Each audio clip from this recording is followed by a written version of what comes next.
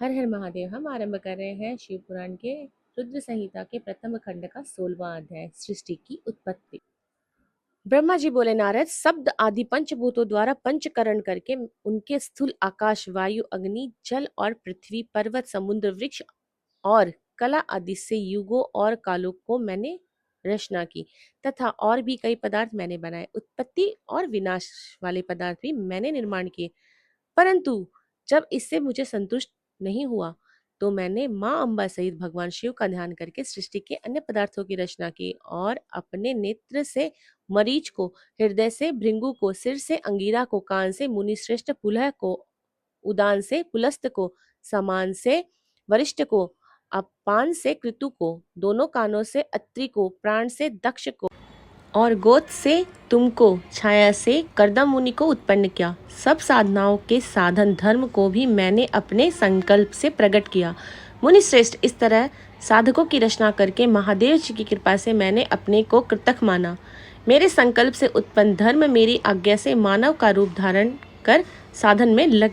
इसके उपरांत मैंने अपने शरीर के विभिन्न अंगों से देवताओं व असुरों के रूप में अनेक पुत्रों की रचना करके उन्हें विभिन्न शरीर प्रदान किए। तत्पश्चात भगवान शिव की प्रेरणा से मैं अपने शरीर के दो भागों में विभक्त कर दो रूपों वाला हो गया। मैं आधे शरीर से पुरुष व आधे शरीर से नारी हो गया। पुरुष स्वयंभू मनु नाम से प्रसिद्ध हुए एवं उच्च कोटि के साधक कहलाए। नारी रूप में सतरूपा नाम वाली योगिनी एवं परम तपस्विनी स्त्री उत्पन्न हुई। मनु ने वैवाहिक विधि से अत्यंत सुंदरी सतरूपा का परिग्रहण किया और मैथुन द्वारा सृष्टि को उत्पन्न करने लगे। उन्होंने सतरूपा से प्रियव्रत एवं उद्दानपात नामक दो पुत्रों तथा आकुति, देवहूति और प्रसूति नामक तीन पुत्रियां उत्पन्न की। आकुति की रुचि मुनि से, देवहूति का कर्दम मुनि से तथा प्रसूति से दक्ष प्रजापति के साथ विवाह कर दिया गया। इनकी संतानों ने पूरा जगत चराचर हो गया। रुचि और आकुति के वैवाहिक संबंध में यज्ञ और दक्षिणा नामक स्त्री पुरुष का जोड़ा उत्पन्न हुआ। यज्ञ की दक्षिणा से 12 पुत्र उत्पन्न हुए। मुनि, कदम और देहूति के संबंध से बहुत सी पुत्रियां उत्पन्न हुई। दक्ष और प्रसूति से 24 कन्याएं हुई। दक्ष ने 13 कन्याओं का विवाह धर्म से कर दिया। यह 13 कन्याएं श्रद्धा, लक्ष्मी, धृति, तृष्टि, पुष्टि, मेघा, क्रिया, बुद्धि, लज्जा, वसु, शांति, सिद्धि और कृति है।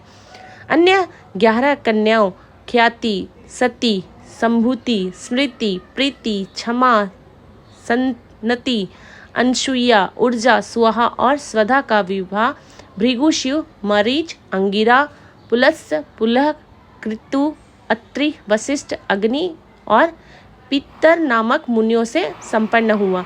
इनकी संतानों से पूरा त्रिलोक भर गया।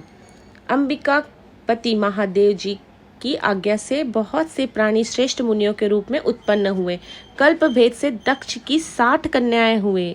उसमें से 10 कन्याओं का विवाह धर्म से, 27 का चंद्रमा से, 13 कन्याओं का विवाह कश्यप ऋषि से संपन्न हुआ।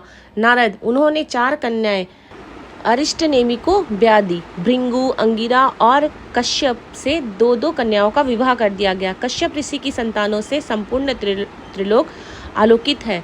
देवता, ऋषि, दैत्य, वृक्ष, पक्षी, पर्वत तथा लताएं भी आदि कश्यप पत्नियों से पैदा हुई है।